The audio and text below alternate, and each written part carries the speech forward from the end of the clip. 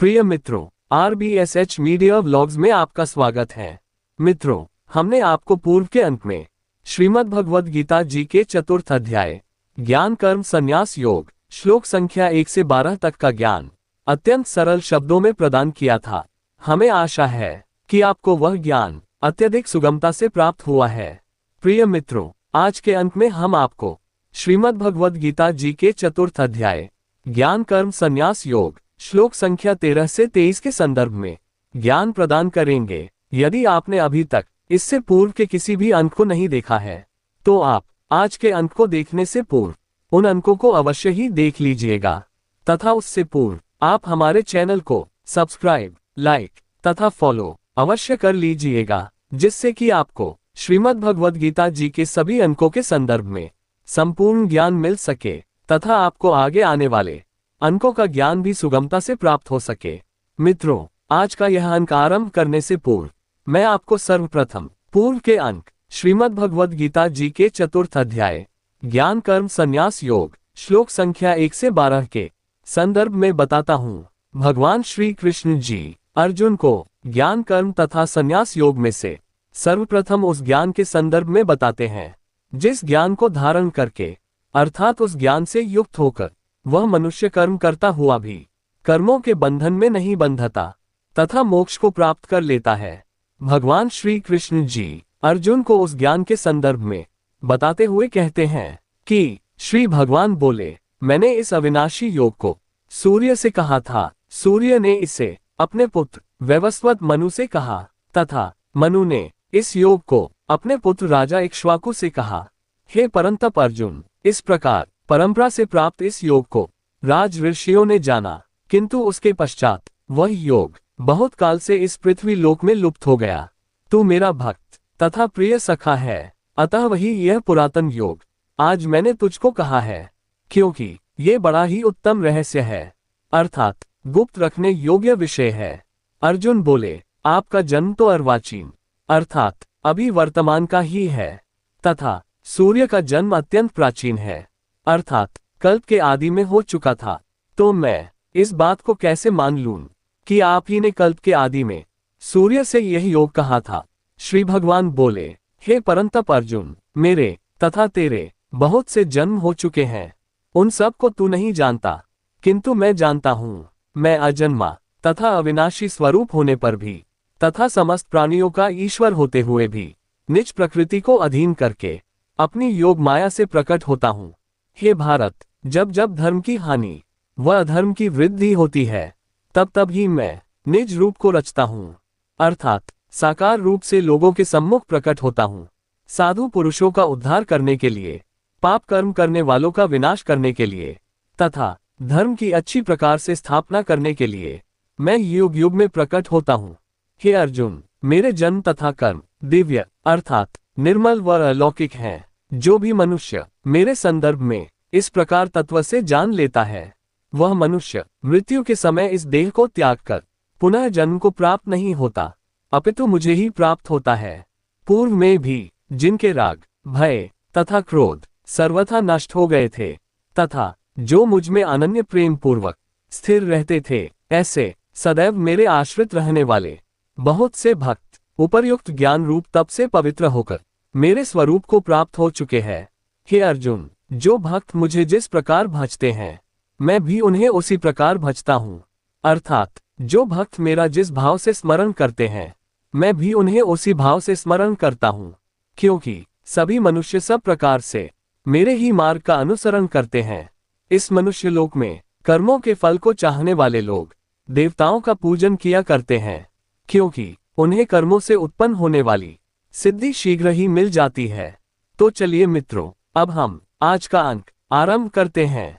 चातुर्वर्ण्यम मया सृष्टम गुणकर्म विभागशः तस्य कर्तारमपि माम विद्य कर्तारमव्ययम्।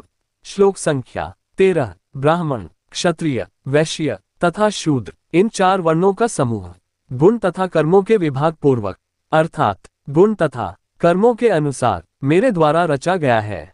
इस प्रकार उस सृष्टि की रचना आदि कर्म का कर्ता होने पर भी तू मुझ अविनाशी परमेश्वर को वास्तव में अकर्ता अर्थात कोई भी कर्म न करने वाला ही समझ।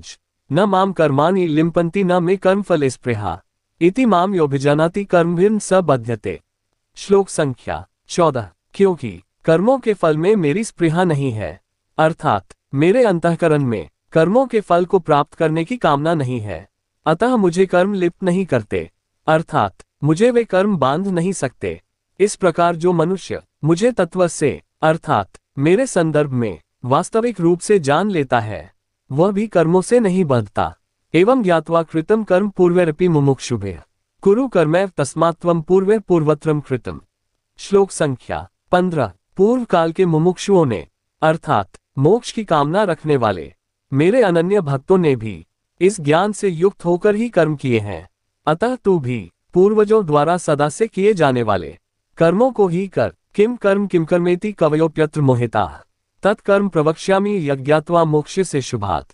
श्लोक संख्या 16। कर्म क्या है तथा अकर्म क्या है, इस प्रकार इसका निर्णय करने में बुद्धिमान पुरुष भी मोहित हो जाते हैं, अतः उस कर्म तत्व के संदर्भ में मैं तुझे भली भांति ज्ञान प्रदान करूंगा, जिसे प्राप्त करके तू अशुभ से अर्थात कर्म बंधन से मुक्त हो जाएगा। कर्मणो ह्यपि बोधव्यम च विकर्मणः अकर्मण्यश्च बोधव्यम गहना कर्मणो गतेः। श्लोक संख्या 17। भगवान श्री कृष्ण जी अर्जुन को कर्म तत्व के संदर्भ में बताते हुए कहते हैं कि हे अर्जुन, कर्म का स्वरूप भी जानना चाहिए, वह कर्म का स्वरूप भी जानना चाहिए तथा विकर्म का स्वरूप भी जानना चाहिए, क्योंकि कर्म की गति अत्यधिक गहन है। कर्मण्य कर्म यह पश्येत कर्मणि च कर्म यह स बुद्धिमान मनुष्येषु स युक्तः कृत्स्न कर्मकृत। श्लोक संख्या 18। जो मनुष्य कर्म में अकर्म देखता है अर्थात कर्म करते हुए भी उसके फल की कामना नहीं करता, तथा जो अकर्म में कर्म देखता है अर्थात उस निष्काम कर्म को भी मात्र प्रकृति के गुणों द्वारा पूर्ण होता हुआ देखता है, वास्तव में वही मनुष्य बुद्धिमान है तथा वही योगी मनुष्य समस्त कर्मों को करने वाला है। यस्य सवे समारंभाः कामसंकल्प वर्जिताः ज्ञानाग्नि दग्ध कर्माणं तमाहुः पंडितम बुधाः।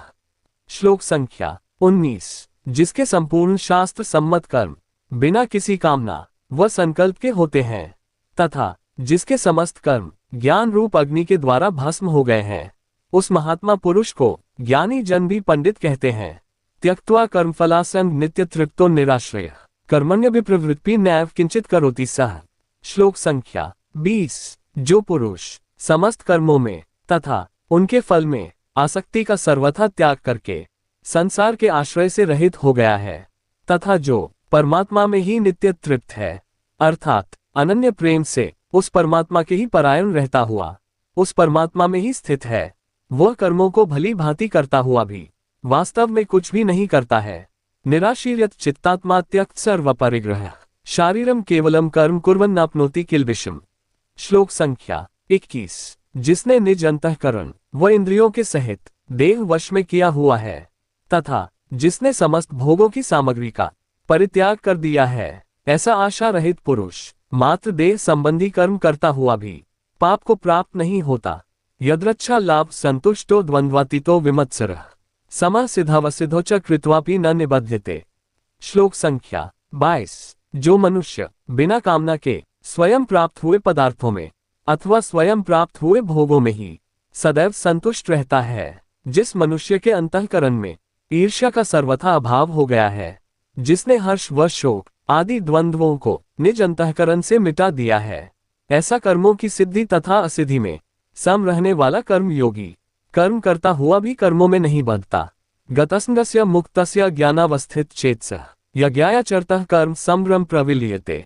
श्लोक संख्या 23। जिसकी आसक्ति सर्वथा नष्ट हो गई है, जो देहाभिमान तथा ममता से रहित हो गया है, जिसका चित्त निरंतर परमात्मा के ज्ञान में स्थित रहता है, ऐसे मनुष्य के वे सभी शास्त्र विहित कर्म जो मात्र यज्ञ संपादन के लिए किए जाते हैं अर्थात वे सभी कर्म जो कर्तव्य जानकर किए जाते हैं, वे संपूर्ण कर्म फल सहित भली भांति नष्ट हो जाते हैं।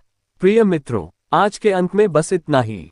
इससे आगे का ज्ञान हम आपको हमारे आने वाले अंक में आप तक अवश्य ही पहुंचाएंगे। मित्रों, यदि आपको आज के अंक की हमारी यह चलचित्र अच्छी लगी हो तो लाइक कीजिएगा, हमें उसके संदर्भ में कमेंट करके अवश्य बताइएगा। यदि किसी कारणवश इस चलचित्र में कोई त्रुटि रह गई हो तो भी कमेंट करके अवश्य बताइएगा। हम इसे सही प्रकार से सुयोजित करने का अवश्य ही प्रयत्न करेंगे। आप हमें सब्सक्राइब तथा फॉलो भी अवश्य कीजिएगा, जिससे आपको हमारे आगे आने वाले अंक शीघ्रता से प्राप्त हो सकेंगे।